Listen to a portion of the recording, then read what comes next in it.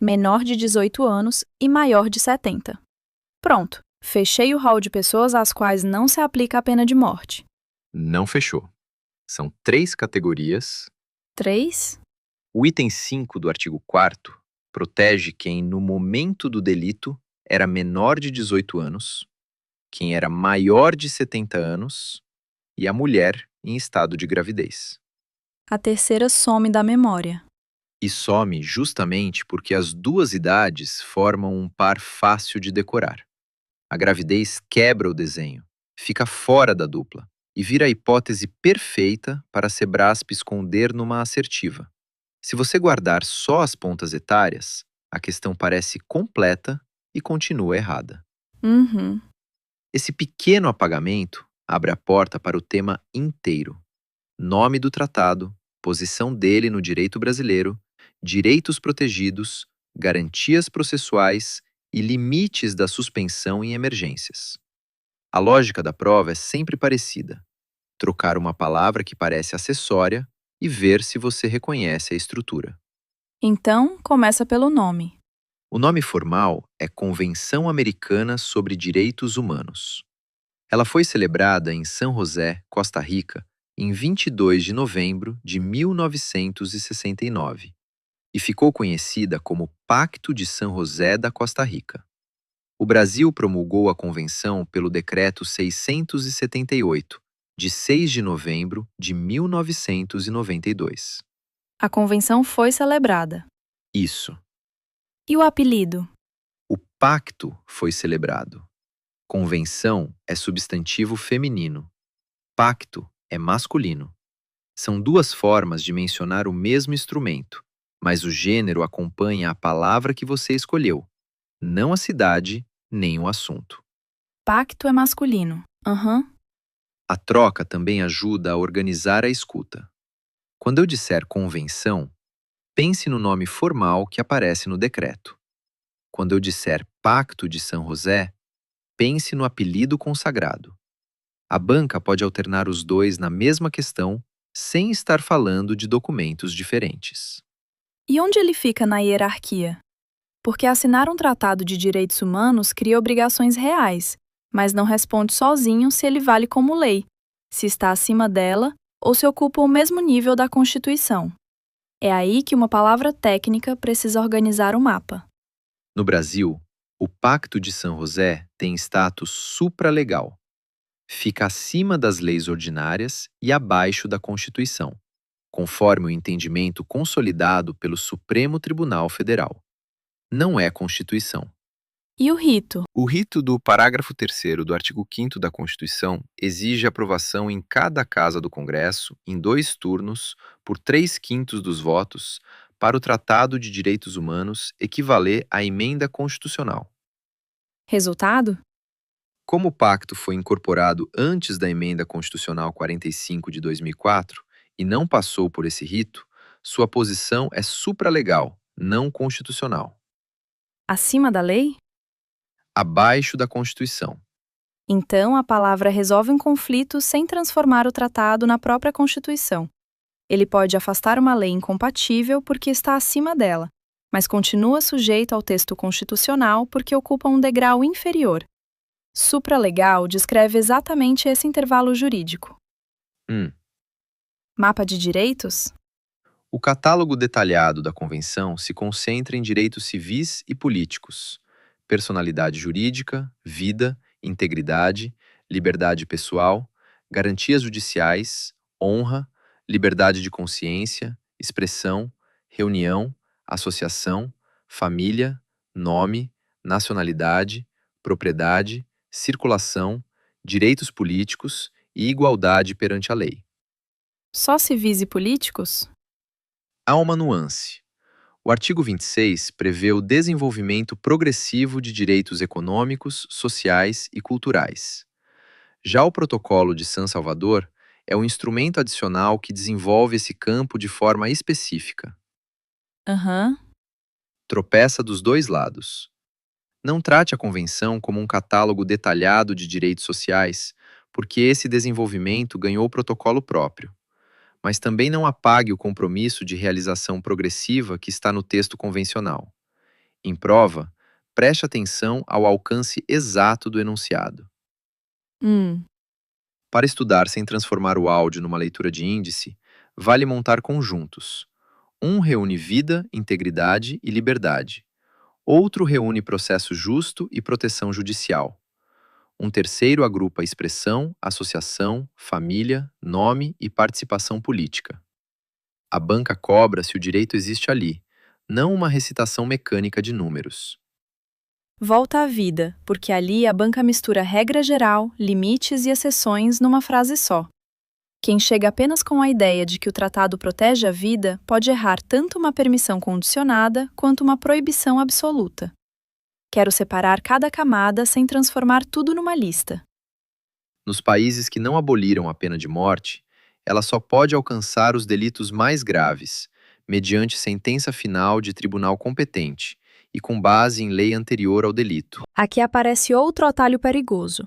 Imaginar que proteção da vida significa uma fórmula única para todos os estados e todos os momentos. Mas o texto distingue países que ainda prevêem a pena, estados que já a aboliram e categorias pessoais protegidas. Pode voltar depois?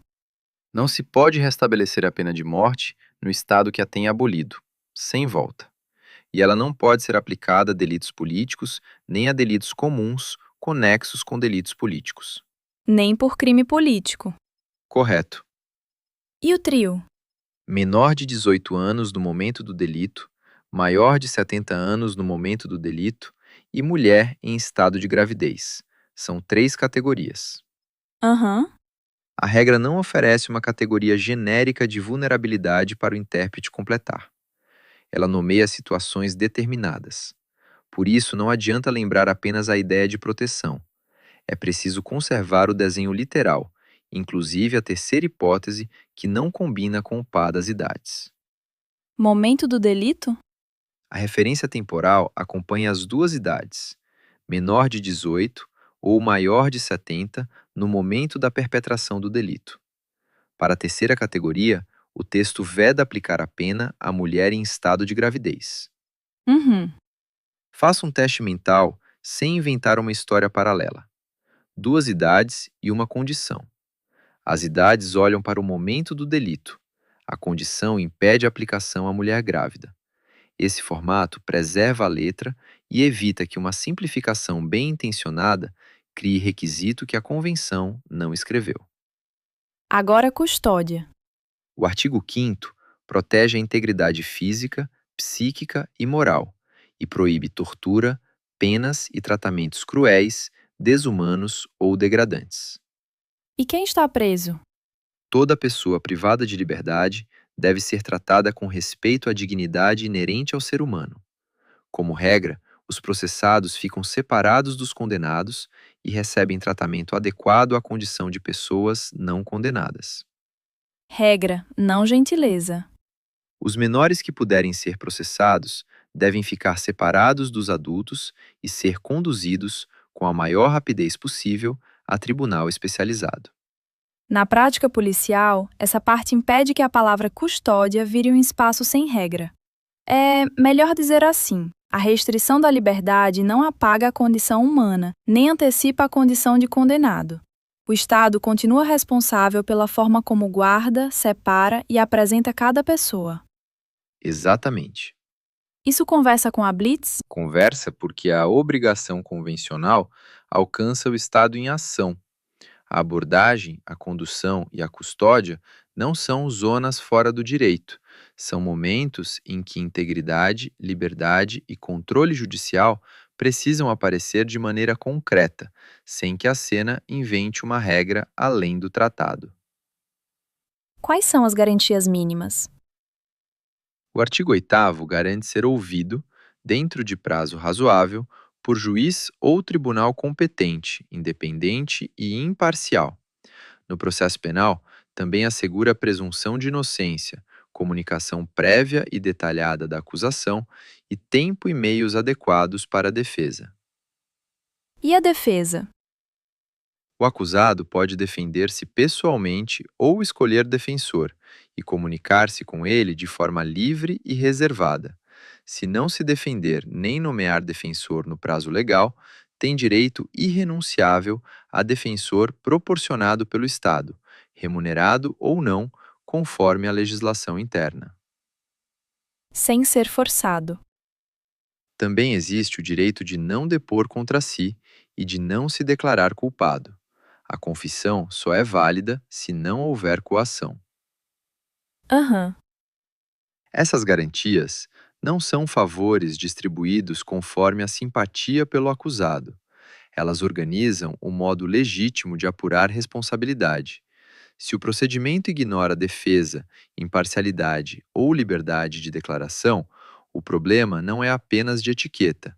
A própria confiabilidade do resultado fica comprometida. Proteção judicial? O artigo 25 assegura recurso simples e rápido, ou outro recurso efetivo, perante juízes ou tribunais competentes, contra atos que violem direitos fundamentais. Contra agente público também? Também, a proteção vale mesmo quando a violação é praticada por pessoa que atua no exercício de função oficial. O Estado deve assegurar decisão sobre o recurso, desenvolver as possibilidades de tutela e cumprir a decisão favorável. Daí aparecem duas faces. Numa, o Estado se contém.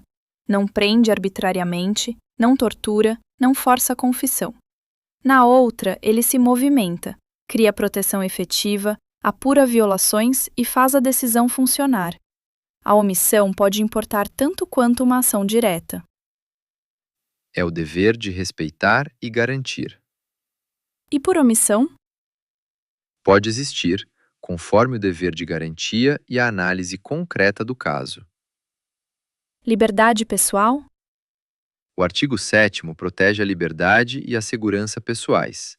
A privação de liberdade depende das causas e condições previamente fixadas no direito interno, e ninguém pode sofrer detenção ou encarceramento arbitrário. A pessoa precisa saber o motivo. Precisa ser informada das razões da detenção e notificada, sem demora, da acusação formulada contra ela. E depois? Deve ser conduzida sem demora à presença de juiz ou de outra autoridade legalmente autorizada a exercer funções judiciais.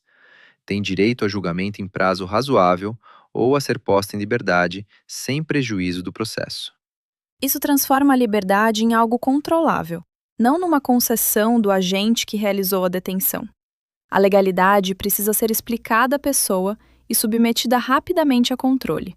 O processo pode continuar, mas o Estado não ganha um espaço de custódia sem prazo, fundamento ou revisão. Essa é a estrutura.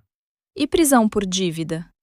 A Convenção proíbe detenção por dívida, mas preserva os mandados expedidos por autoridade judicial competente em razão do inadimplemento de obrigação alimentar. Legalidade penal?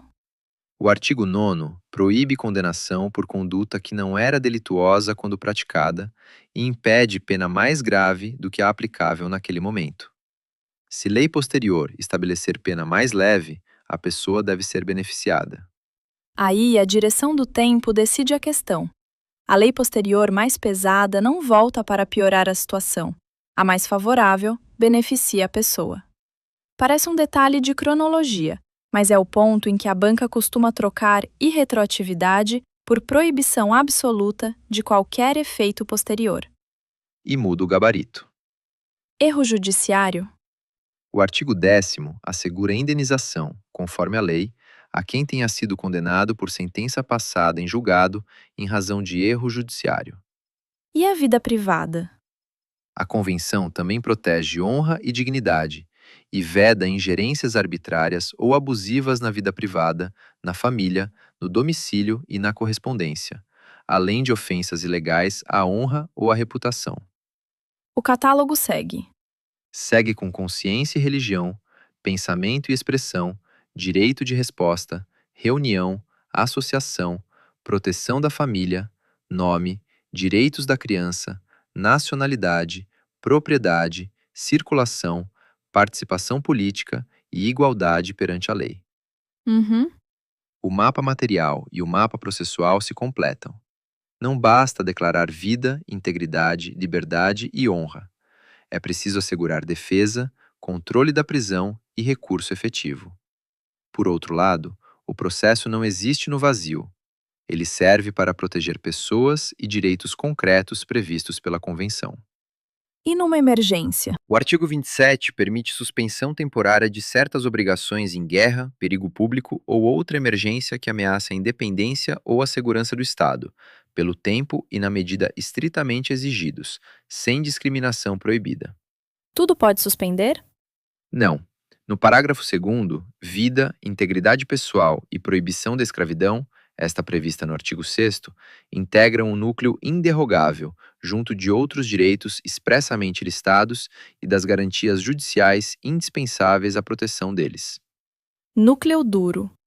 Emergência não é uma borracha sobre a Convenção. Ela autoriza uma resposta temporária, necessária e limitada, mas preserva um conjunto de direitos que o Estado não pode apagar.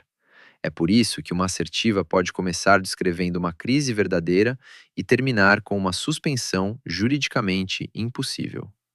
Hora da banca. Nome formal: Pacto de San José da Costa Rica. Apelido: Convenção Americana sobre Direitos Humanos. Errado. O nome formal é Convenção Americana sobre Direitos Humanos. Pacto de San José da Costa Rica é o apelido. A vedação da pena de morte alcança apenas quem era menor de 18 anos ou maior de 70 anos no momento do delito. Errado. São 3 categorias: menor de 18 anos, maior de 70 anos e mulher em estado de gravidez. A técnica ficou visível. Oferecer 2 respostas verdadeiras não transforma uma enumeração incompleta em certa. O ouvido reconhece as idades, relaxa e deixa passar a gravidez. Na prova, a tarefa não é confirmar o que apareceu, é perceber o elemento decisivo que desapareceu. A convenção permite obrigar o acusado a depor contra si mesmo, desde que a confissão seja confirmada perante o juiz. Errado. O acusado não pode ser obrigado a depor contra si, nem a se declarar culpado, e a confissão só vale sem coação. Emergência pode suspender a vida. Errado. O direito à vida integra o núcleo que não pode ser suspenso. Agora dá para enxergar o padrão. A questão quase nunca inventa tudo. Ela conserva o cenário, uma garantia ou 2 categorias corretas e desloca uma peça decisiva. É nesse deslocamento que entram o apelido invertido, a terceira pessoa esquecida e uma suspensão proibida tratada como possível. 3 pontos para levar. Primeiro, o nome formal é Convenção Americana sobre Direitos Humanos. Pacto de San José é apelido masculino. A convenção foi celebrada. O pacto foi celebrado. Segundo, a posição brasileira é supralegal e o rol decisivo da pena de morte tem 3 categorias: menor de 18, maior de 70 e mulher em estado de gravidez. Terceiro, integridade, liberdade, defesa e recurso efetivo formam uma proteção concreta. Mesmo em emergência, vida, integridade e proibição da escravidão permanecem no núcleo inderrogável. 2 idades pareciam fechar a resposta. A terceira categoria revelou o truque. E quando a proteção interna falha? Aí entram comissão e corte. Esse é o mapa da parte 2.